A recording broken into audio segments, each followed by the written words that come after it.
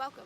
Today I'm going to be talking about my personal yoga journey, where I came from, how I got started, and how I got to where I am today. So let's go ahead and just dive right into it. I started yoga a couple years ago back in college. I was put into a yoga class as a form of another credit.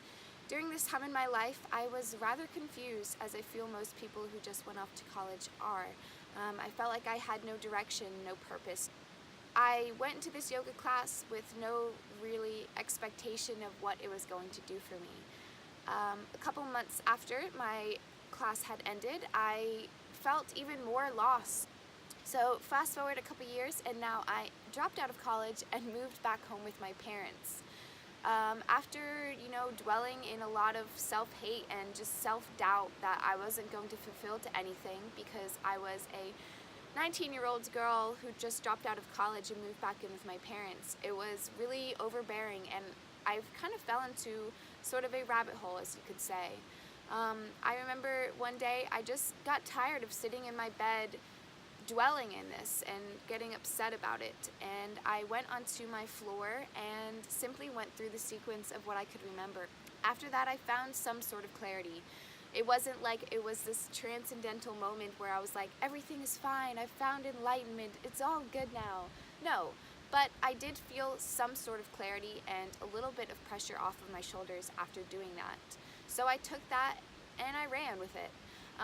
I tried to learn more about it, and just like anything, I took the time and I dedicated myself to my practice. Simply getting on my floor and moving my body intuitively was all that yoga was for me. I didn't realize what it was actually doing for me on a mental level or even a physical level, but it felt right and it felt good for my body.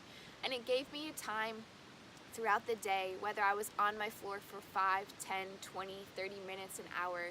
During that time, I wasn't thinking about my life going astray or what I was and wasn't doing or what I should and shouldn't be doing. I was simply thinking about my physical body, about how I can get my body to do what I want it to do.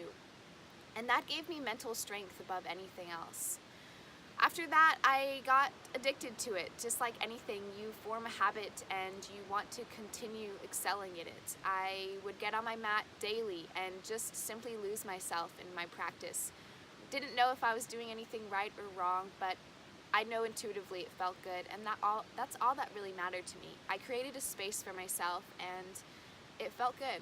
After a year of doing that, I found myself wanting more and not being able to find it. I felt like I read all the books I could and did enough research to fulfill my needs at the time, but I still felt like something was missing. So I took the next step to go to Bali, Indonesia and do a 200-hour yoga teacher training. I know a lot of people go to this training in hopes to become a yoga teacher, and that was not really my main purpose of doing it. It was really just to further my own practice and to kind of reinforce the ideas that I instilled in my own and make sure that I was doing them correctly and hopefully learn a little bit more about the yoga world, which is exactly what it did for me.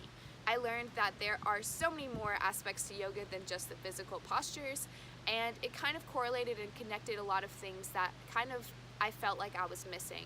I also learned how to align correctly my body and others, and how to share it with as many people as I can. Learned a lot more of the philosophy aspects of yoga and the pranayama and breathing aspects of yoga, which I am now implementing more so in my routines daily. So that is kind of where I am now today. I'm continuously growing and striving, as yoga is a journey and you can continuously always learn more, create more, and move your body more.